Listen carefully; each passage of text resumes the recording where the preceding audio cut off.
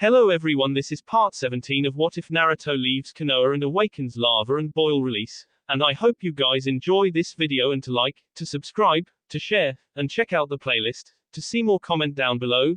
Now let's start the intro. They call me a god. They call me a god. They call me a god. Join my membership, the perks are great. It's in the description. Land of Snow, Kazahana Castle, Sugihara's bed chambers. The urge to sneeze, that was what woke Sugihara up. She leaned up in the comfortable bed and looked around, not remembering how she got there. The memories came back to her quickly, the discovery of her teammates and the Azuki picking her up and bringing her back to the castle. She smiled at the caring nature of Naruto. He didn't even have to bring her back, and he did. He even whispered those encouraging words to me. He told me I was strong, even when I had failed to protect my team. He didn't think about that. Her thoughts were interrupted by a light knocking on her door. She checked herself and blushed scarlet upon the discovery she had been dressed in a silk robe. Inappropriate thoughts of what the Azuki was doing while he was changing her flooded through her mind before she remembered the person at the door. Yes, please come in. The door creaked open and Naruto popped his head in, much to Sugihara's embarrassment. Ah, good to see you up, Sugihara-san. I brought you some tea. Naruto walked in, still in his Anbu armor, carrying a tray of teacups. Sugihara blushed and looked away as he came closer and laid the plate down on her nightstand. Her room was luxurious as it was inside of the castle, lit by numerous lights hanging from the walls. Her bed was a large, 4 posts surrounded it and allowed her to pull a curtain around herself. Upon her arrival, she thought the idea silly to hide yourself in a bed. Now she was beginning to rethink her statement. Now I wasn't sure if you liked this tea or not, sir. I added a little Sue. He was interrupted when she s him on the cheek, enough to leave a mark. He turned towards her, astonished at what she had just done. Her grey eyes were wide in sudden recognition of who she had just hit and bowed her head low. The tears began to fall as she realized she had just insulted the Azuki, and she tried to explain. I'm sorry, Azuki-sama. I just, how I got my clothes on, you brought me back. I just thought you were, and you act so nonchalant about it. Her arms protectively encircled around her as Naruto realized what she was trying to say. Oh, she thinks I'm a pervert or something and took a peek. I may act like a pervert around May, but I wouldn't think of doing such a thing to one of my own shinobi. Ah, I understand, Sugihara. I'll leave you alone. Naruto got up from his position near her bed and moved to the door. As he prepared to leave, Sugihara looked up and watched. She couldn't bring herself to say anything because she was afraid it would only make things worse. What surprised her the most was when he smiled when he looked at her over his shoulder. If it makes you feel any better, I had one of the female hurricanes change you, not me. Please rest. I'm going to take care of the rest of this rebellion so that you don't have to cry anymore. She didn't understand what he meant by that but clearly saw her mistake of him. She reached a hand out to stop him as he left out the door. Wait, Azuki-sama. She quieted herself when she realized it was too late. He was already gone behind the shut door. Feeling even further in shame, she turned her head towards the tea. Despite herself, she smiled at the thought of the Azuki to personally bring her tea. She looked next to it and saw some tissues, also brought by the Azuki. From being outside for so long, she had indeed contracted a cold. Picking up the tea, she looked at her reflection in the warm liquid. Her tears made splashes as they hit the water and she drank some of the concoction made by Naruto. Her face warmed upon the sweet taste, no doubt from the sugar added by the Azuki.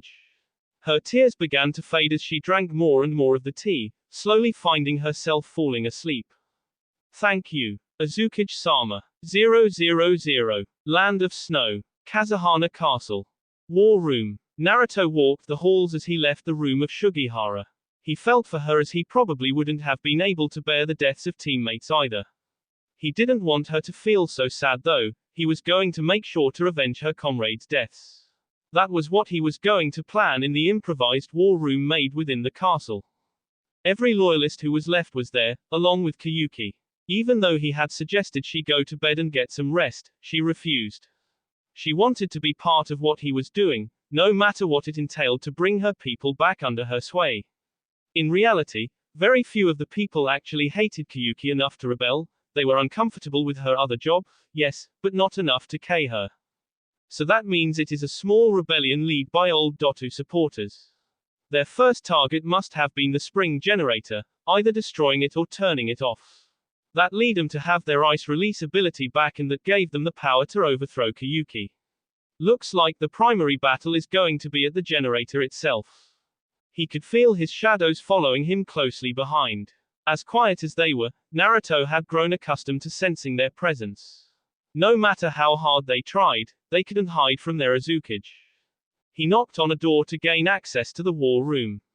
Because they had only driven back the enemy attack and not routed them entirely, the castle was still on alert. Naruto had little doubt though that if the enemy attacked now with him there, they would be utterly destroyed.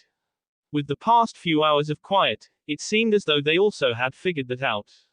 Two samurai opened the door and peeked around the corner to confirm Naruto's identity.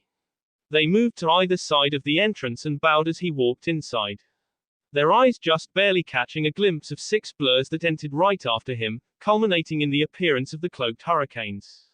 The war room itself was quite barren, probably a room of storage before. Crates were stacked in the corners of the large stone room, and the few loyalists remaining sat on barrels or crates. Their eyes carefully tracked Naruto's movement over to the table in the center of the room that had a single map of snow on it. Kyuki sat at the head of the table in a large chair, a sad attempt by the samurai to emulate her throne. A battle-worn general stood next to the table, using small flags to indicate his forces and the enemies. From what Naruto could tell from the grimace on his face and the fact that each and every blue flag was surrounded by a dozen red ones was that they were in trouble.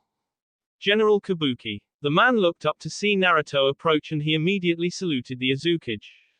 Azukage-sama. Naruto looked at the map, placing a hand on his chin as he racked his brain for ideas. It doesn't look like we are the winning side this time around, huh? Naruto muttered, carefully observing each location and noticing the dire straits they were in. General Kabuki sighed, his voice worn and tired. No, we most definitely aren't.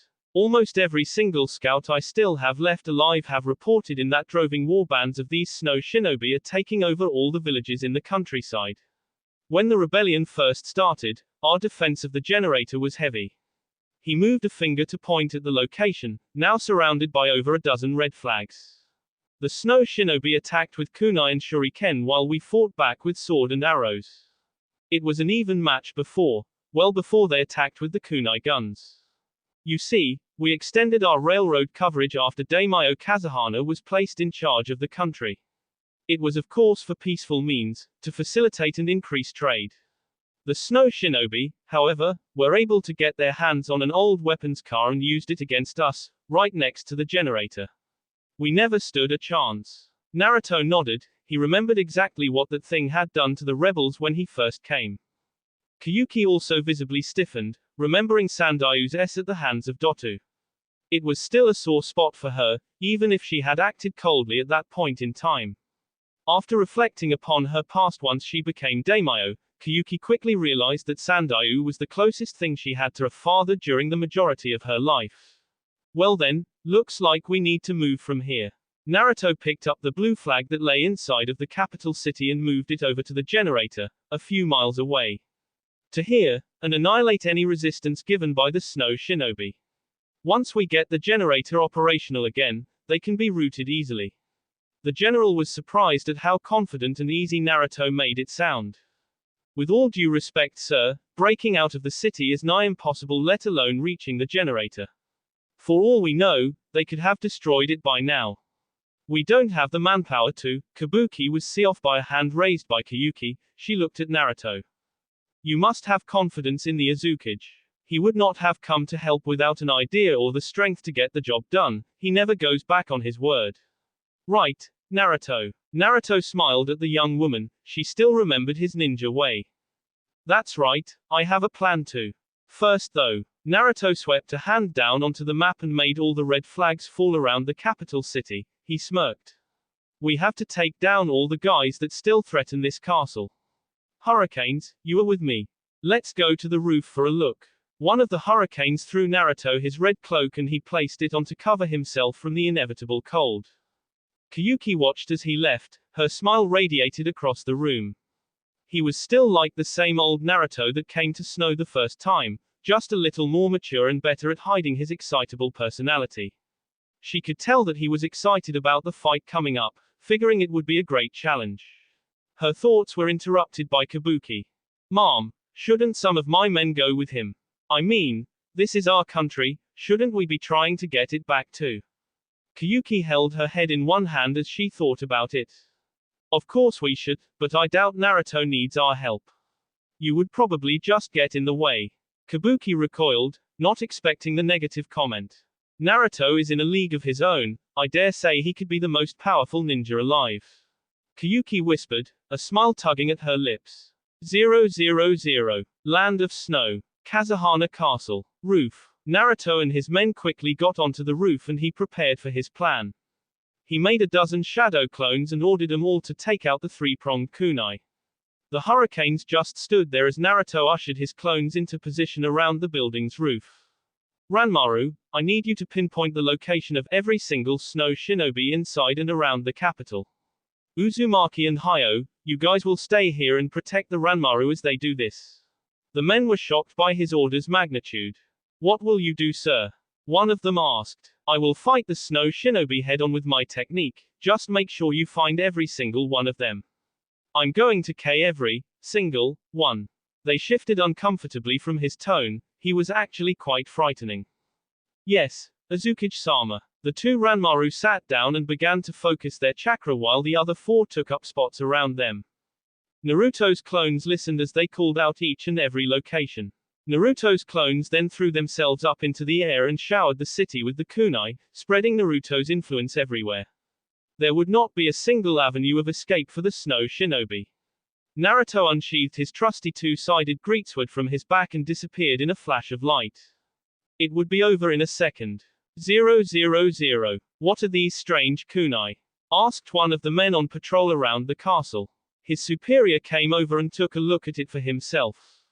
Dunno. Did anyone see where it came from? Well, I think it came from. The man was interrupted when a loud gurgling sound was brought to their attention and they turned to face in its direction. They saw their leader, the one holding the kunai, now holding his tea in an attempt to stop the bee. There was no sign of the aggressor, but he couldn't have gone far. Out of a corner of their eyes a flash of light and as of steel was all that could be seen.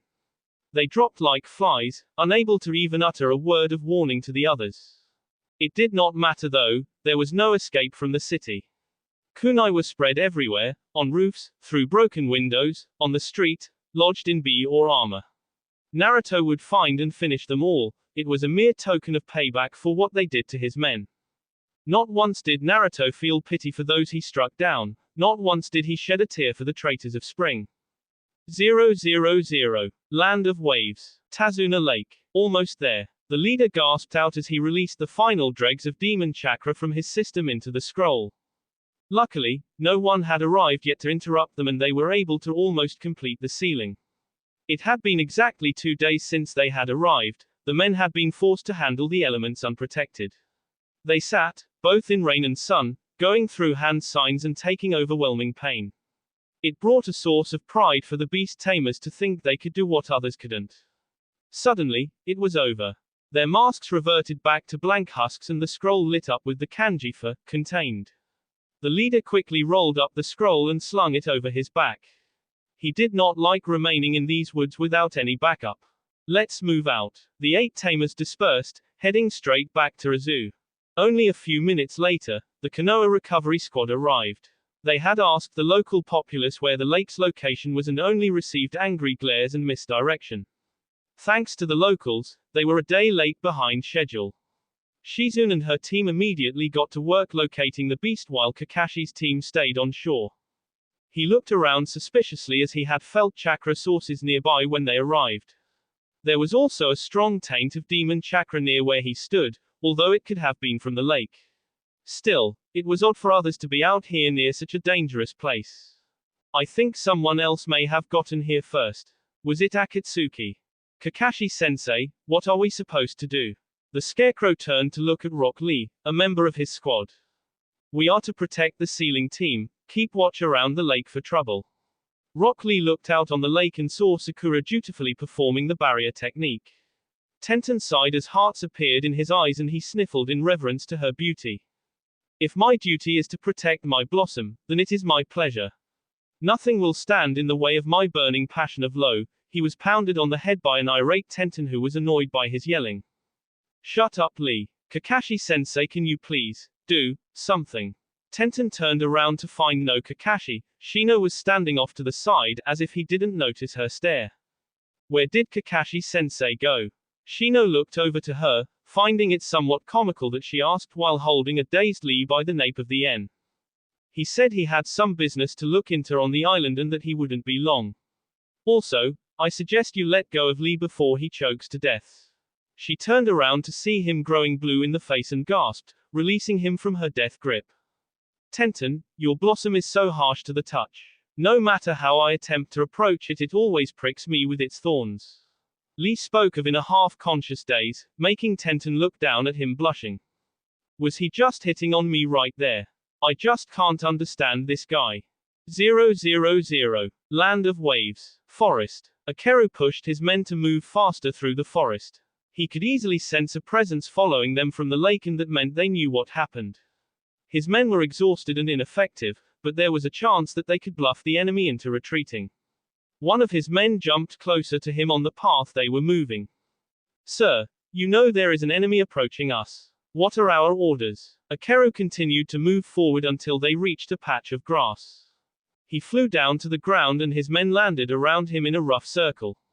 He quickly made quick hand signals and his men dispersed around the area and prepared scrolls for the aggressor.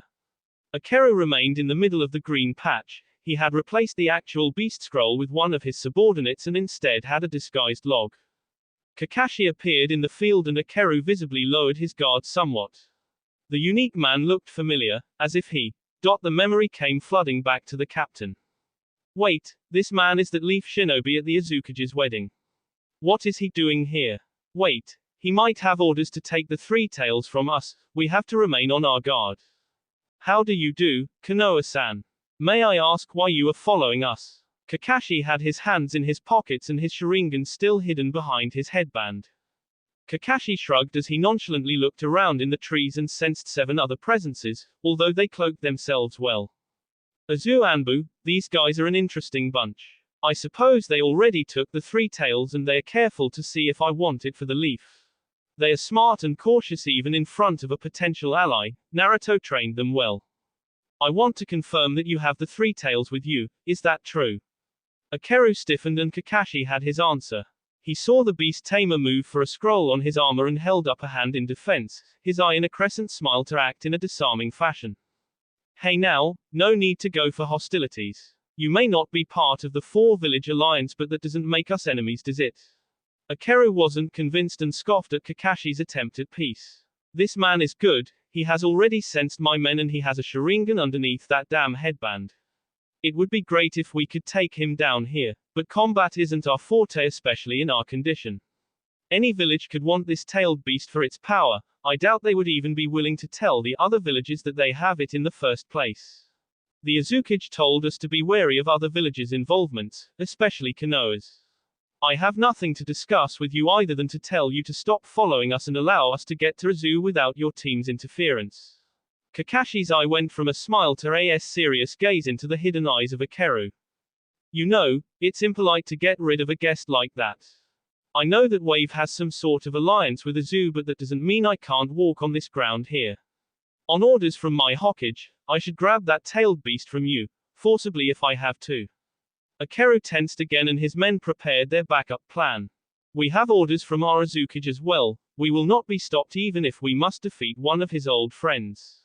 The two continued in a standoffish fashion for a while, neither moving. What can you do? Kakashi started to say as he took his hand off of his kunai holster and placed it back in his pocket, inclining his head down to look at the ground. When you do not wish to fight but have orders from your leader to accomplish the objective no matter what, even if it means war. Do you listen to your leader, or do you listen to your heart? Akeru thought the question was obvious. Listen to your leader without question. You listen to the leader of your village, without question. Their wisdom is enough and their order is absolute, that is why we have ranking systems. Kakashi looked back up at Ikeru and I smiled again. I'm sorry Anbu-san, the question actually was more to myself than to you. You know, I would have answered the same as you back when I was young.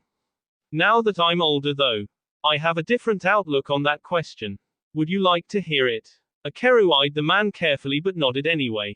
I believe it's better to listen to your heart in such a delicate situation. Your leader is not always right and sometimes just one mistake can destroy a village.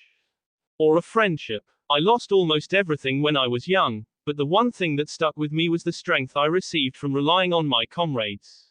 That is why. Kakashi's seriousness shocked Ikeru as he listened enraptured by the man's heartfelt speech.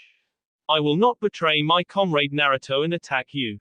I will no doubt be disciplined when I go home to Konoha, but if my decision saves us from war, I have done my job as a jonin. And his eyes took a more reverent look. Ikeru was beginning to understand just what Kakashi was trying to say and felt the lesson resonate in his heart. His men were also very enraptured in the speech as Kakashi finished it. If my decision saves my friendship with Naruto that I treasure so dearly well, then I couldn't ask for more. Please be on your way Azu-san, I will keep my squads in the dark of our meeting. Ikeru could only watch in astonishment as the Sharingan user left without another word. He scratched the back of his head and just watched the direction his chakra moved, farther and farther away from them. His men assembled around him and one of them handed him the real tailed beast scroll.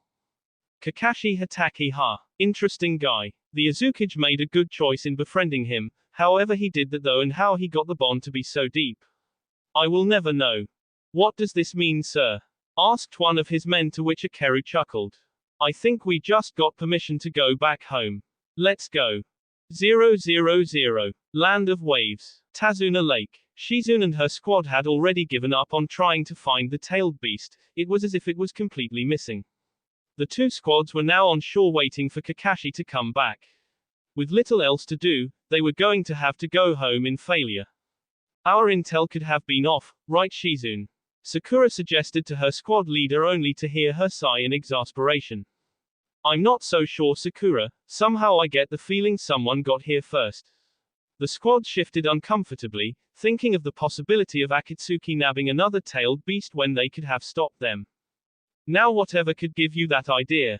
The group of shinobi turned to see Kakashi nonchalantly come out of a tree and give a little wave. Yo! Kakashi-sensei, where have you been? Sakura yelled in his ear, leading him to pick at it a little in mocking Sakura. Sorry, got lost on the road of life. By the way, I don't really think Akatsuki took the tailed beast. Our intel suggests they still didn't know of its location. Hinata coughed a little, bringing Kakashi to look at her in curiosity. Something to add, Hinata? She blushed at acknowledgement but nodded anyway, raising her voice slightly to be heard. What makes you say that, Kakashi-sensei? Kakashi scratched the back of his head in an attempt to think of something to say. I can't betray Naruto's trust, but I don't really feel like being thrown in jail either. Let's just say I have a hunch that it is in a safe place. They looked at one another, everyone in confusion and not really buying it. Now come on, how about I treat you all to some food in town before we head back? Choji quickly jumped on that idea. Alright, let's go, I can't wait to see the restaurants this place has got. Kakashi was thankful they had the Akamaiki on the team. His announcement made everyone forget about his words before. Shizune eyed Kakashi suspiciously as he began to walk off with the rest of the squad. There was obviously something stressed in his story, something she couldn't put her finger on though. He turned to look at her, recognition crossing his face as he realized just what she was thinking. Coming Shizune. She woke up and saw Kakashi lagging behind to wait for her. She blushed in embarrassment before running to catch up. Yes Kakashi-san. I will have to speak with Lady Tsunade. 000. Yes, what is your message Yamara? He turned somewhat serious all of a sudden, clearing his tea and standing somewhat straighter. Mei could see the sudden change and also became serious. Please Mei-sama, you must be uncomfortable standing on your porch. At least sit down as my message might take a while. Mei shrugged and sat down in front of the monkey who in turn decided to sit as well. Now, if you may remember, The first time Naruto-sama summoned me, I relayed to you the status of the island. I also gave you some background on the lava monkeys and mentioned something of training. Mei racked her brain to remember. Yamara waited patiently until her face came to sudden recognition. Ah yes, I remember now, you mentioned something of lava training. Harnessing geothermal energy or something along those lines, right? Yamara nodded excitedly, glad she remembered after so much time. Yes, Matriarch-sama, I came here to bring the good news to Naruto-sama that it is now the time for such training. We are not blind, we have heard and seen the destruction the Akatsuki as you call them have wreaked in the world. While we will willingly fight alongside you, we could not bear to see Naruto-sama go into battle with their leader if we could do something to make him stronger. Mei pondered this information, he could make her Naruto stronger. So this training, you make it sound as if it is quite a strength booster. What exactly does it entail and why is Naruto the only one to have it suggested to? Has anyone else done this before? Yamara was hit by the barrage of questions like a brick and panicked. Mei giggled at his confusion. Just answer one at a time please Yamara, we have plenty of time. The monkey took a moment to collect himself before continuing. Yes Matriarch-sama, it is a strength booster but it is much more. It can further boost his ninjutsu, genjutsu, and taijutsu to enormous levels and gives him a larger reservoir of chakra to call on. It also includes a protective layer of lava over his entire body, protecting him from physical attacks. Mei thought it sounded too good to be true. It also looked like Yamara was hesitant to continue. Why is Naruto the only one so far asked and who else has done it? Yamara gulped and shifted his body uncomfortably. Well you see, the risks are great for Patriarch-sama. The previous ones who have tried have all. Mei's eyes widened in surprise and she physically recoiled from the monkey as if he was poisonous. What did you say? She asked quietly. Yamara could hear the obvious disbelief in her voice though. I meant to say, those who have tried to attain perfect avatar form have, horrible deaths. You see the final trial entails fully submerging oneself in the lava of a volcano and well, that is obviously very lethal to humans. Mei began to glare at Yamara, making him shrink even further. No, I refuse to allow my husband to do something like that. Yamara was shocked, he began to stutter in argument. Bu but Matriarch-sama, surely you realize the importance of the try. He was stopped when Mei raised her voice further. No, I have said no, I will not allow my husband to risk everything just like that for some power that he already doesn't need. We have a child now, I don't want to lose him and I know our baby doesn't. Yamara could do nothing against that, he decided to at least put up a front for a little longer though. But, Mei would have none of it and pointed at the door that would lead him out of the clan head's compound. Out now. The seriousness of her tone made any thought of argument nil. Yamara bowed in apology as he headed out. Excuse me for my rudeness Mei-sama, I only wished to help. With that over with, Mei entered the house only to hear her baby crying again. She ran up to the room to find him in his crib, probably awoken from his mother's loud voice. Mei picked him up and began to rock him, laying K all over his face. He opened her eyes and showed her the beautiful blue she had fallen in love with 5 years ago. Shush. Everything's fine baby. Mommy isn't mad, she just had to make the big bad monkey leave. Her rocking settled the baby down who began to mewl. Mei looked up as she continued to talk to the baby and unknowingly to herself. Daddy isn't going anywhere. Mommy won't let him do something stupid like that. Daddy isn't leaving us. No he isn't. She knew Naruto would be combative, but she would stand her ground on this subject. Patriarch of the family be damned, the Uzumaki woman was not about to let her man say needless deaths. 000. Land of Snow. Outskirts of heat generator. Naruto had lead his party over the stretch of snow to the generator with his strength and anger alone. He had not allowed anyone else to partake in the battle, only allowing himself to do the fighting. While the hurricanes were concerned, they had to admit the Azuki could make progress. He had already KO'd over 100 enemy shinobi and his K count was continuing. It seemed as if his anger over losing men had consumed him, even though he still acted quite friendly to his men when he took a few minutes of break. The teleporting actually did not use much chakra at all, it was the physical toll on his body that was getting to him. While the snow shinobi were completely helpless to his assault, Naruto's large sword was still very tiring to use in such a long amount of time. Because of his anger, he was also needlessly butchering them more than he had to. An extra swing here, see off the optional appendage there, it was too much for the Azuki to handle. We're almost there, push forward. Naruto threw a kunai into the sea of one shinobi only to teleport into the group that had followed behind him. No survivors were left. The entourage following him, the Hurricanes and a small group of warriors sent by Kyuki, could only step over the bee and watch helplessly as he continued his rampage. One of the loyalist snow shinobi politely nudged one of the Hurricanes and pointed towards the avatar of destruction that was fighting atop a literal mound of snow shinobi B. He ducked under a kunai throw and burned through an ice jutsu with his lava attack. Is he always like this? The Hurricane only shook their head negatively. This was the first time they had seen the Azuki so ruthless. I believe losing his men affected him more than we had foreseen. It just shows how big of a heart the Azuki has. The snow shinobi merely nodded in agreement, absently fearing that the Azuki might confuse him as a traitor with his uniform on. As they approached the large pillars that surrounded the heat generator, they found that it was miraculously intact. It appeared as though the snow shinobi had merely shut it down, not destroyed it as they had at first thought. Naruto soon realized that the snow shinobi were either all less or had begun to retreat as he struck down what seemed to be the last one. As he approached the generator, he felt a rumbling and began to sense chakra at his feet. His eyes widened in recognition as he remembered just where he had first seen this, back on his first visit to snow. He turned around to warn the unsuspecting others. Get out of here. The enemy are using the railways. The Azu shinobi were confused but the loyalist snow were not. They quickly began to run uphill to escape the coming attack. The Hurricanes quickly followed suit, leaving Naruto as the only one standing on the tracks. He saw a tunnel, hollowed out from ice making up a mountain, illuminated by an oncoming train. He bit his thumb and went through the summoning hand signs, calling on a massive amount of chakra to come forth. Summoning technique. A large puff of smoke, something akin to Gamabunta's size, appeared to Naruto's side. He looked up in wonder as the smoke disappeared to find a three-tailed lava monkey. Its tail swished around in confusion and its back was covered in crimson fur showing its place as a dominant troop member. Who has summoned me? Naruto quickly ran up its arm and stood on top of the lava monkey's head.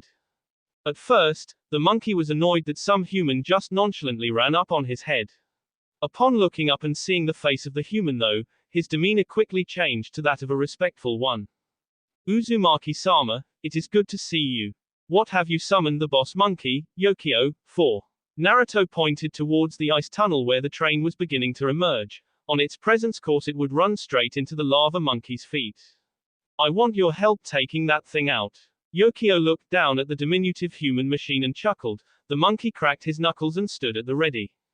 As you wish, Uzumaki-sama. The monkey picked up the lead train car and threw it onto the ground, permanently derailing that ride for the traitors. The monkey looked ready to squash each car with its foot when Naruto stopped it with a stressed cry. No, don't. They might attempt to blow up the train or something if you try something like that. Let's finish it off from a distance. Yokio seemed to take it into consideration before deviously smirking. I like the way you think, Patriarch-sama. They both went through simultaneous hand signs before launching a sheet of lava over the entire train. Lava release, melting apparition wave. The lava covered the entire train and began to melt the entire train and its occupants. Naruto could not hear their cries from his elevation and did not care to. He instead just sat there on Yokio's head, watching the destruction with a sharp glare. As the attack dissipated and the train was nothing but ash, Naruto jumped off the monkey's head and headed down to the generator around the large mirrored pillars. Yokio remained as the others came down from uphill and stood near the Azuki. Naruto attempted to turn it on by turning the key that Kyuki had at one point worn around her N. His eyes widened in surprise when the key broke, lodging what was left of the stone inside of the key permanently. No. The key stone. Without it, we will never return to spring. The snow shinobi began to cry. They believed the mission failed. Naruto had to admit, it was a dirty final trick by the traitors. However, they had not expected there to be a lava user amongst those who came to Spring's rescue. Naruto signaled for the two Uzumaki Hurricanes to follow him back over to Yokio. They all climbed on top of his head and discussed Naruto's formulated plan. What can we do, Azukage-sama? They asked, wanting to do whatever they could to help. What must be done to melt ice and warm a land? What defeats ice, pure and simple? Remember, that heat generator was all that was needed to warm spring again. The two hurricanes racked their brains for a moment, as did Yokio before he began to laugh loudly. You are a shrewd man, Patriarch Sama. I can see now why the Uzumaki have put you in charge of the village. The two hurricanes were still confused while Naruto just smiled and petted the top of Yokio's head. Thank you, Yokio, I'm glad you can see the beauty in simplicity. What are you planning to do, Azukage-sama? Naruto smirked as he explained. We will pull our chakra together and create a large volcano here at the center of snow. It will spread the lava under the earth and mix with the dormant heat stored beneath spring, leading it to warm up. Let's see those bastards try and sabotage a volcano. The hurricanes nodded in agreement. It was a simple but in theory correct plan. Alright, all together now, go through the right hand signs. The humans dropped to the ground and simultaneously went through over 40 hand signs before stopping and s their hands onto the ground. It began to shake as Yokio s his own onto the ground, leading to a small earthquake from his size. Lava release, volcano eruption. The ground began to tremble until the earth began to rise up high into the sky to form the basis of the volcano. The chakra quickly mixed and created lava within, and it melted through the earth and ran all under spring. The change was unnoticeable at first, but slowly over the next hour, the snow began to melt away and reveal spring. The snow shinobi cheered and the hurricanes applauded their Azukage for a brilliant plan. The sun revealed itself from the previously gray skies and Naruto was given the front row seat to the sight of dozens of bee pools of bee surrounding him. He gulped and felt an odd feeling in his stomach before immediately throwing up at the sight. The shinobi around him quickly flocked to his aid, surprised by his reaction. I can't believe I did that. I K them all. I K them all, didn't I? His eyes were quivering and it looked as though he would heave again. I'm sorry, Azukage-sama, but yes, you did. You said we should not interfere, you were protecting us by taking on the responsibility yourself. Naruto looked at the hurricane that explained, his eyes tearing up. Was taken over by hatred. Has Kyuubi really taken over me? The hurricane smiled under her mask. She of the Ranmaru could not detect a single trace of Kyuubi's influence. No sir, I could see with my own eyes that Kyuubi held no sway over you. Naruto looked even worse after that. So, I enjoyed this, doing this with my own anger. I'm a monster. She set a hand on his shoulder as did the other hurricanes to reassure him he was wrong. No sir, you just care so much for your fellow shinobi. You are willing to take any means necessary to protect us. Since you failed to protect the three Anbu of Sugihara's squad, you took it upon yourself to be their harbinger of justice, so to speak, and K those you found guilty. You have done nothing wrong, Azukage-sama. Naruto collapsed onto the ground, physically and emotionally exhausted. The hurricanes quickly picked him up and began to take him back to Kyuki's castle. Yokio smiled as they walked away and dispersed himself back home. Patriarch Sama, he had such a big heart it even surprised him. 000. Land of Spring. Kazuhana Castle. Rebuilt, throne room. So Naruto, what may I do to repay Azugaku's overwhelming service to Spring? Kyuki asked Naruto, who stood before her throne. He remained in Spring for the next few days after his victory at the generator to make sure everything went according to plan. While waiting for Kyuki to calm the populace, Naruto and his hurricanes dispersed across the country and repaired any damages caused by them or the snow shinobi. It made the Spring citizens to enjoy the Azugaku company very much. Sugihara also had recovered from her sickness and stood with Naruto's hurricanes ready to return home. Naruto smiled as she posed the question. While he did not like to think he had such a high power over someone as he did in this particular situation, it still felt good. Well, there are a few things that Azu no Kuni would appreciate if you could do for us. Kyuki inclined her head and slightly waved her hand to signal him to continue. Anything, Naruto, I promised to help you in any way I could. Naruto kept his smile as he explained their top needs. I seem to remember your country produced chakra armor. Would you still happen to have the schematics for the design? It would be much appreciated if we could work with you and set up a trading contract for it. Also, Your country is highly industrialized and I wish to know if I could borrow some of your engineers to come to my own country and help us incorporate technology into our city.